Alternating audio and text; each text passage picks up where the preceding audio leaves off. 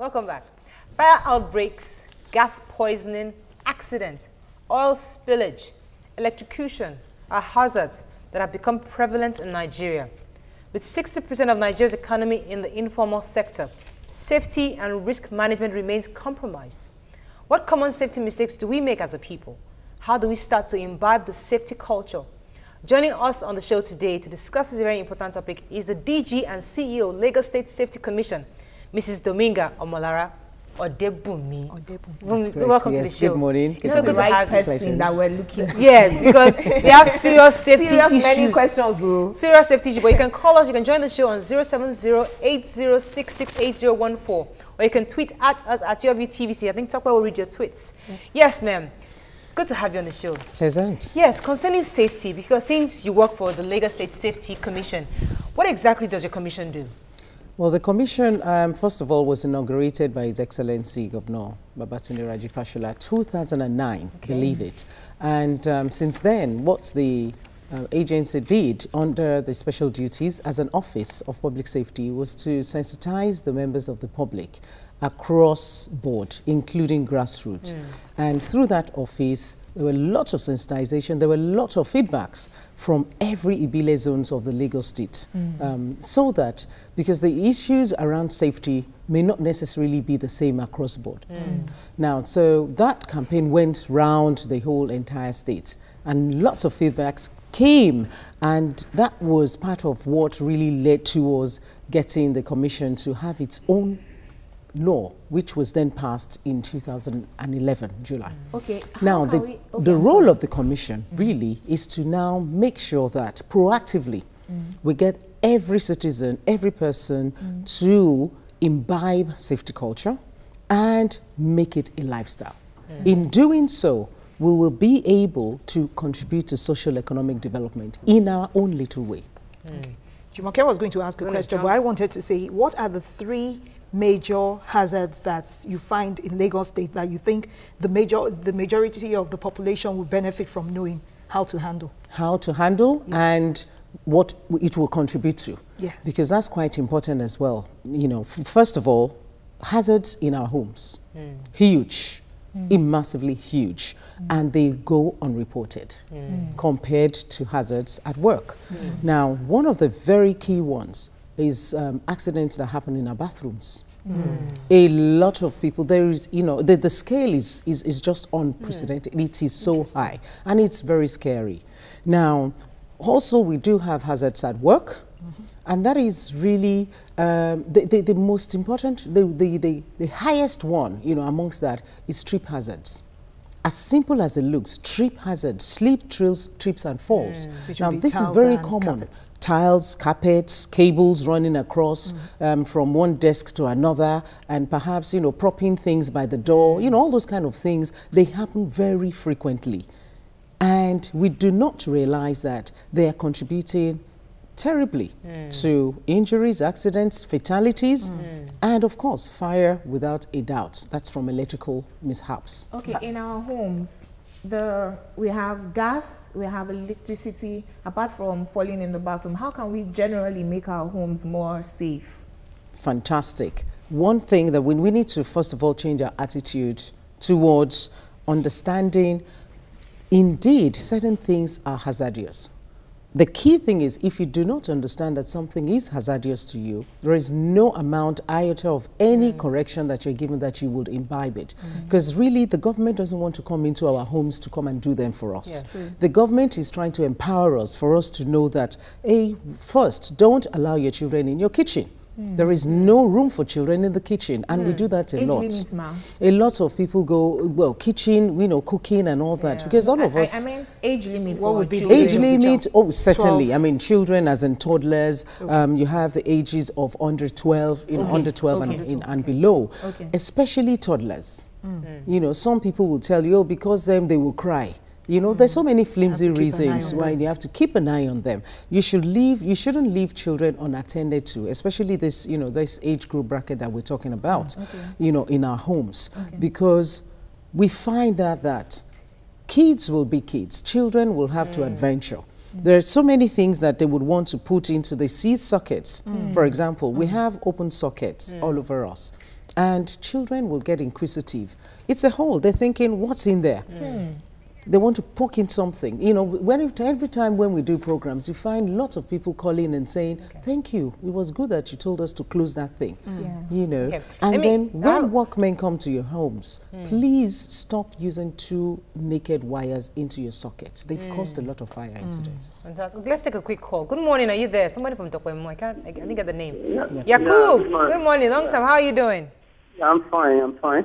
Yes, go ahead. Yeah, I want to talk about last discussion. Yes. About Nigeria debt keeping rising. Yes, go ahead. You see this, I'm sorry to say, even though I have my entitled to my own personal opinion, are you getting it now? Yes. This opposed the one of the things. The woman just came to the Nigerian system and began to destabilize everything. In the sense that, let's ask ourselves a question. The question is that when President Obasanjo is leaving that office, how much are we having in our savings? They have the money in our savings. What happened to that? After they are already started of finished that excess crude account of our money we are taking there, they keep on borrowing. Okay, when they're even borrowing, this borrowing of a thing, the money they are borrowing to this extent, now what are they using it for? They are keeping killing people. Yesterday I read it in the paper that the former government, even though you refuse this money, somebody died for died, even they are keeping dying that road. What are they borrowing this money for? They're borrowing money they cannot pay houses. Thank you so much, Yakub. What is happening to ourselves in this country? It is until when Nigerians getting up and beginning to act for our rights, whether it is a bloody or civilian, we should be acting for our rights. Thank you so much, Yakub. Have a good morning. Going back to one of our most callers. While coming down the stairs this morning, I tripped along the staircase and I almost fell. It would have been a really, really disastrous fall. And I was just like, thank you, Jesus, thank you, Jesus. I was just walking, I was like, thank you, Jesus. But it just dawned on me that I've been in an international standard office, and they made it compulsory that when you're climbing the staircase, you must hold the railings. It is not in any way allowed. They have disinfectants at every junction. You must hold the railings. You must walk at a specific part on the road. How are you, your agency, I'm sure there will be rules on this. How are you ensuring that offices enforce it? Because holding that railing is not a luxury. It could have cost me a whole lot today if I had actually fallen headlong down. Absolutely, absolutely. And I'm glad that you mentioned this, and I'm sure a lot of people will attest to that, and also, you know, realize that it will bring a lot of recall and memories. Oh yeah, that's true, that thing nearly happened to me.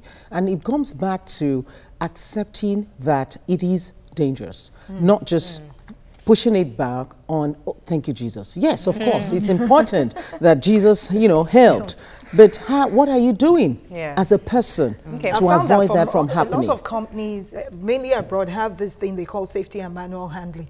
When they give you training on how cables should run in the offices, how you should lift things from your table, how long you should spend at your desk, you know, staring at the computer screen, exactly. why you should have tea breaks and walk away from your table. Wonderful. These are things that companies do not imbibe in Nigeria. All right, let me take a quick call very quickly. Good morning, are you there? Yeah, good morning. Yes. Oladele? Yes. Good. Thank you very well. You people are doing very well. Thank you. Very much. Thank you for the topic. Safety, I think, is part of our life, and we have to take it very serious. I remember when we were in multinational, they do emergency service and safety week almost once in a month and all of that. And these days, we don't have them again. And more of these safety talks should be taken to the schools. Yes, so that we can inculcate it in our curriculum. Yes, very good. Thank you very much for that point. The secondary schools. Yes. And most of these hotels, they have safety trees on their doors. Thank you. Also have it at home. Thank you for dragging us to that point. I'm sure, I'm sure that is really something that I should really be keen into. Yes. Now, last year, what we've done, well, because the agency is actually just 2 years, quite fledgling. But within that 2 years, we're quite happy that it was necessary for enlightenment, first of all, to highlight the things that could be seen as hazards, to draw people's attention that, look, take ownership of this and put some form of correction. Now, following that, structure now needs to be put in place, which is one of the things that you mentioned, and that's what we've focused on this year. Now, last year, a lot of, across the 6 districts in the state, both public and private schools, were engaged with the structures that are required, the framework of general health and safety in our education sector. Now, the education sector is really now taking up that challenge, taking up ownership, and we're now helping them to put the structures in place. I'll give you an example. The recent incident that happened to the 22 kids, children, exactly, just about a couple of weeks ago, could have been a serious, another bad fatality record on our documents, on our, in the state. Thanks to sensitization that the principal and some of the teachers have had, thanks to the kind of knowledge on safety awareness, thanks to quite a number of things the government has done through the Safety Commission, through all the necessary agencies and ECHO project to enlighten and educate the school's authority. They took charge instantly, even before the emergency operators arrived, and they were able to quickly administer first aid. They were able to quickly administer some safe positioning for the children, because you needed to see the pictures. They were gruesome. Those kids were just they were just in their classroom, and a neighboring organization let out some form of, we're still going through that investigation. As of today, all the federal and state agencies are actually working together because we want to get to the root of it. So we know who to prosecute if there is a need for prosecution, and how do we make sure correction is in place. Thank you very much. Let me get a call. Good morning. Are you there? Hello. Good morning. Yes, caller. How are you? I'm fine. How are you, Morayo? Good. Good. Go ahead. Yeah. My take is on the death profile, Nigeria's death profile. Go ahead. You know, I want to agree with Tope and Yakub. Actually, there's nothing really bad in in borrowing money. You understand? But the question, the fundamental question is, what do you do the money for? You see, how do you utilize the money? It's important. You see, you borrow money and there's no infrastructure, everything is dead in the country. There's no light, there's nothing. These are closed down. I mean, everything, there's nothing to showcase, you understand, for all these sheets of money they are borrowing, even in spite of our huge resources.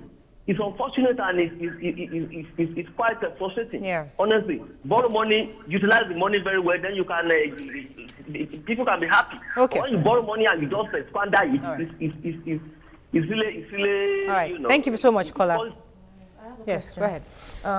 I know your agency safety is about prevention, and how are you working with construction company and with the Ministry of Housing to ensure that when the buildings are being raised, evacuation plans are put in place so that if anything goes wrong, the ease of moving out it's easy to move out and understandable as well. And then the directions are there, because sometimes if we have issues we can't avoid them.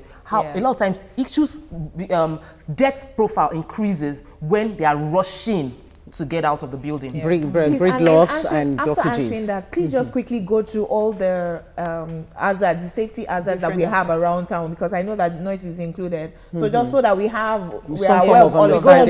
Yes, I was actually going to say that the first thing, because you did ask for three, but the first major thing is the construction safety hazards. It's huge. It's absolutely huge. It comes from the design stage, when designs of any construction is actually being put in place. Now, professionals should really come together and have very good safety knowledge, or invite safety experts to be able to peruse what they're doing, so that safety hazards are not introduced. Because really that is when, like you said, if those designs are not, if they're not accommodating evacuation processes, they're not accommodating enough ventilation that is necessary, they're not accommodating all the necessary measures. Safety measures. Certainly, it's faulty from the start. And then what tends to happen is then maybe building control will then start having issues when they're controlling the stage by stage development. All right. We'll take a final call, because I want you to really take from what Jumoke said. We need people to go home with something, to get something from you today, as again, the basic hazards they go through every day. But let me take this call. Good morning. Are you there? Yeah. Reverend Dominic. Oga, how are you? Fine. Morayo, last week I typed you and I said you are Okonjo Iweala's friend, and you're a very good PR for her. But this woman has overstayed her welcome. I've been saying this for about 2-3 years. This woman did not make us to do what no nation has done in his of death. He made us in the time of Obasanjo to go and pay raw money to his Paris club, to our Paris club. We paid the nation pay raw money for them. They buy fast. But this money goes to take around them, this nation, poor nation to go and pay a company, what you call the first Paris World Tech Club. Now we are fighting like them. We are fighting like them. Even though we don't have infrastructure here, this man has overstayed her wake up. If she's working for IMF, she don't go back there and work for them. Nigeria knows the problem. We know how to solve it. We have the problem to solve it. All right, thank you. That was good. Yeah. You can admire anybody you want to admire. It's not the job that she's doing is a different thing to talk about. She's a woman and she's attained a level of success in her field. That's why Murayo admires her. But you were going to mention before we yeah. So there's some key safety things that all of us need to really take home with us. First of all, we need to make sure that we cross at the designated crossing points. It's causing a lot of accidents. It's causing a lot of fatalities. It's causing a lot of gridlocks as well on the roads, and it's not making the streets, you know, the roads to be free.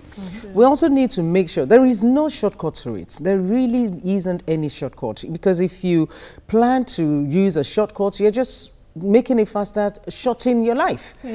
There isn't any excuse. That's one. Then two, we have to make sure that we should use competent people to carry out works in our homes, in our offices. There is no trial and error around electricity, for goodness sake.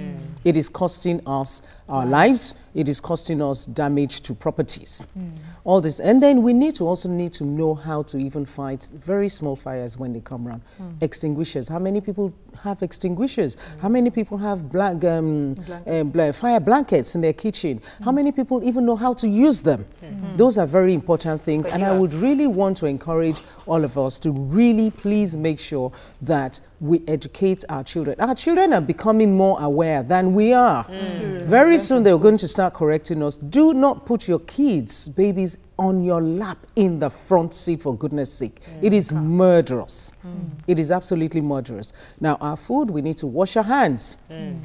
Before we eat, we need to wash our hands when we go to the loo as much as possible. There is a lot around safety, but for today, you know, at least let's realize that bathroom hazards are bad. Tiles, slippery tiles are not good for us, whether at office or at home. And let's keep safe. It's a collective responsibility. Fantastic. Thank you so much. I think we took quite a number of things home right there. Thank you so much for coming. You're welcome. Probably bring you back at some point. My pleasure. To educate us more on safety.